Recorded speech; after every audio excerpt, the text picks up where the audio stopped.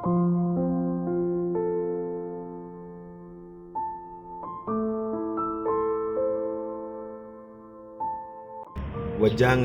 welas asih Bapak Guru Agung Teuku Fo.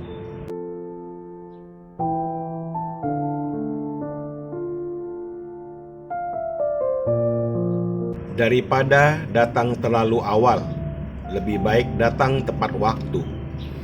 Dan apakah sudah mengerti makna keajaiban niat sejati Tuhan?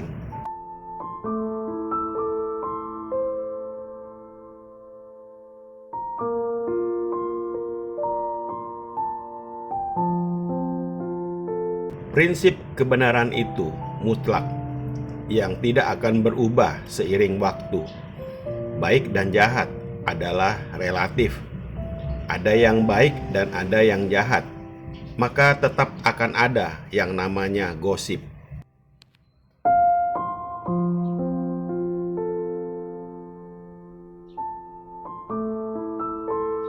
Ketika ada yang baik dan yang jahat, maka akan ada yang benar dan yang salah. Siklus hakikat alam berasal dari hubungan, bagaimana cara menghadapi situasi dan kondisi.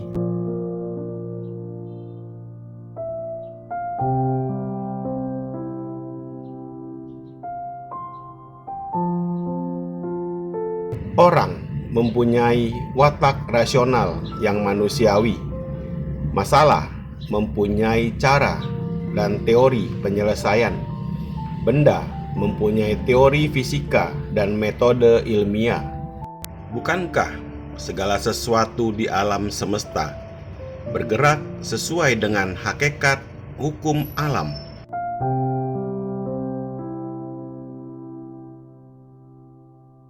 Sejak kapan proses kehidupan tidak sesuai hukum alam?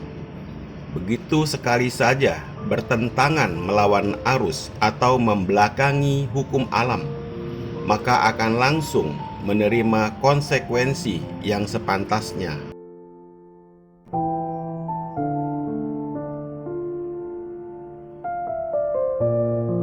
Bagaikan seseorang yang menggunakan kekuasaan untuk menindas orang lain, itu namanya tidak sesuai prinsip kebenaran.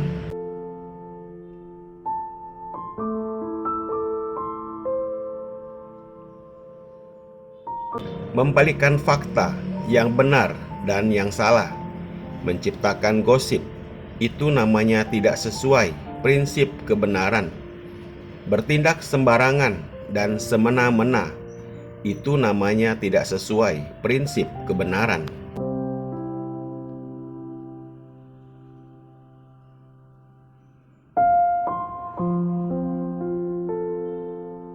Menggunakan kekuasaan menindas yang lemah, berbuat sesuatu yang tidak masuk akal, itu namanya tidak sesuai prinsip kebenaran.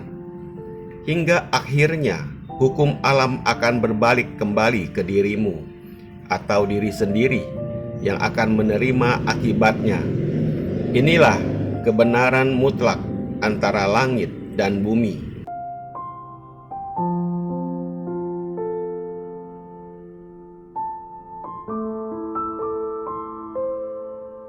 Lebih baik datang tepat pada masanya daripada datang terlalu awal. Walau datang tepat masanya juga harus dilakukan dengan baik. Jika kamu hanya mengandalkan tiba jodoh pertemuan dan diri sendiri, tidak mempraktekkan pelatihan diri, walau ada jodoh datang tepat masa, juga tidak ada gunanya.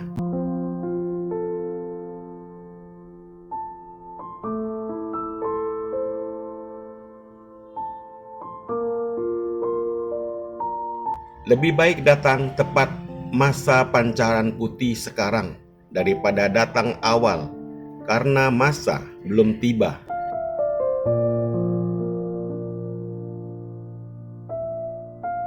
Walau terlahir tepat masanya, juga harus melatih diri dengan baik. Jika tidak, tetap tidak berguna, bagaikan orang yang ada memohon tahu, namun tidak membina diri, maupun pindah ke kalangan ajaran lain.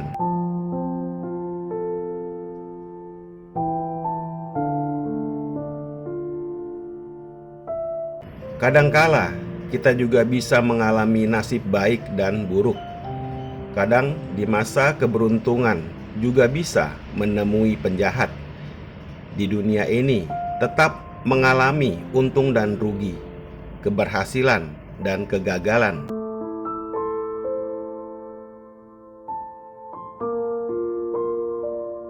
Mengapa tidak baik-baik memanfaatkan situasi untuk membina diri dengan ketekunan dan rajin memupuk jasa pahala dan amal kebajikan?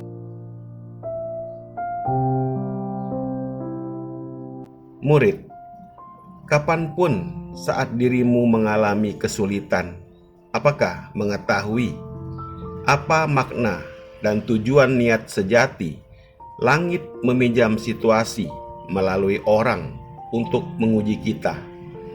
Antara sesama pembina pun bisa saling menguji. Iblis alam Asura juga menguji murid-murid Pancaran Putih yang masih di dunia manusia.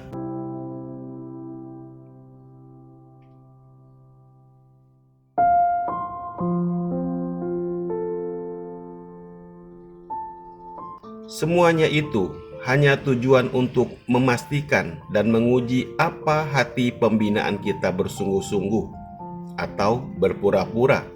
Selain itu juga meningkatkan kearifan diri ketika dilanda situasi lancar dan sulit.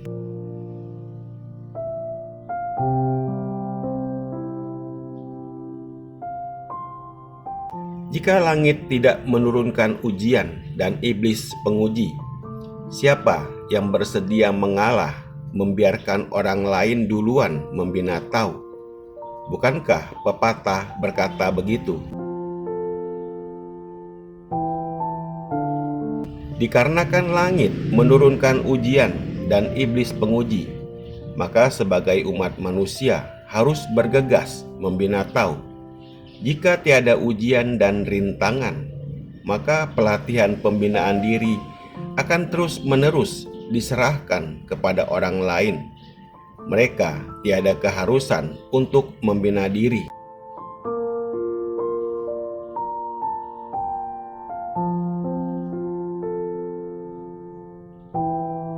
Tidak diuji oleh iblis, tidak akan bisa menjadi Buddha.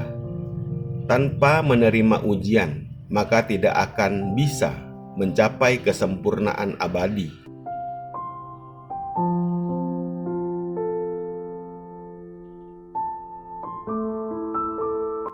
Jika bisa menerima situasi dan kondisi lancar maupun sulit, tetap bertekad kuat dan pantang menyerah, tidak goyang, tetap pendirian kuat terhadap tahu, maka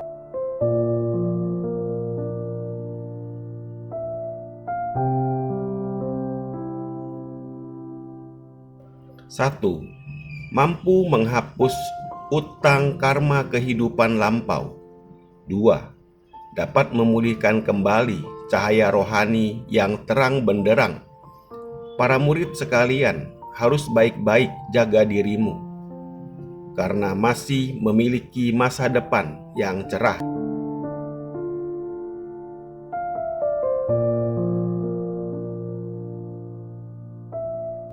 Jika dirimu berada dalam kesulitan dan kamu tidak dapat menerima dan menanggungnya, maka hanya karena satu kegagalan akan membuatmu terpuruk atau tergelincir ribuan tahun.